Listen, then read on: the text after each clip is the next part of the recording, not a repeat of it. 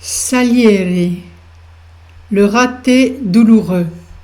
Vignette en miroir du film d'Amadeus de Milos Forman. Il ne rit pas, il ne crie pas, il ne compose pas bien, il n'a pas de grâce. Salieri dans Amadeus n'est pas médiocre, il est presque grand. Il a le savoir, l'oreille, l'ambition, la foi, il a tout ce qu'il faut, sauf l'étincelle. Et quand Mozart surgit, bruyant, inadapté, inspiré, ce n'est pas un rival qui découvre, c'est le rappel de ce qu'il ne saura jamais. La lucidité qui brûle.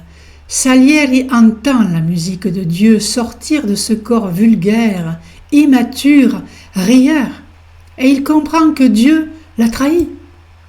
Ce n'est pas une jalousie banale, c'est une crise spirituelle profonde. Il a offert sa chasteté, son zèle, sa piété en échange du don, et Dieu l'a refusé pour le donner à un enfant sans frein. Salieri n'est pas jaloux de ce que Mozart possède, il est dévasté de ce que cela dit de lui.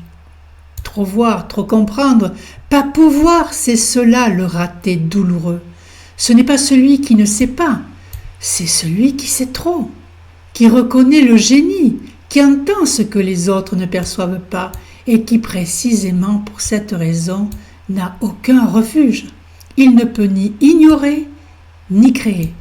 Il est témoin impuissant, guetteur du sublime, mais maudit de ne pouvoir y participer. Une vie d'homme secondaire. Salieri est un homme de cour, un homme de rang. Il compose, il enseigne, il conseille, mais il ne brille pas. Et quand Mozart arrive, il devient second à jamais. Son drame, ce n'est pas d'être moins bon, c'est d'être le seul à savoir à quel point il est le moins bon.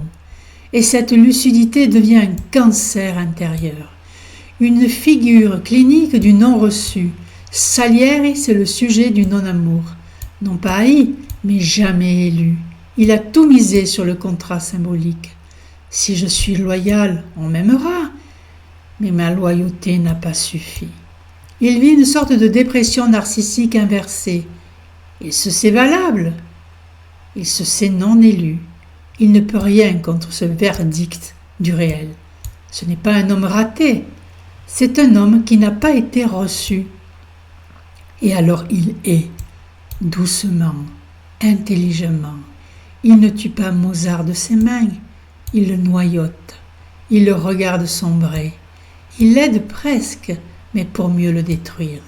Sa haine est précise, lente, méthodique. Elle n'est pas brutale, elle est théologique. En conclusion, on dira l'autre solitude. On parle souvent de la solitude du génie, mais il existe une autre solitude, celle de celui qui est presque à la hauteur, mais qui ne franchira jamais le seuil. Salieri est le visage humain de cette tragédie muette. À la fin, il n'est pas haïssable ni ridicule, il est pathétiquement exact.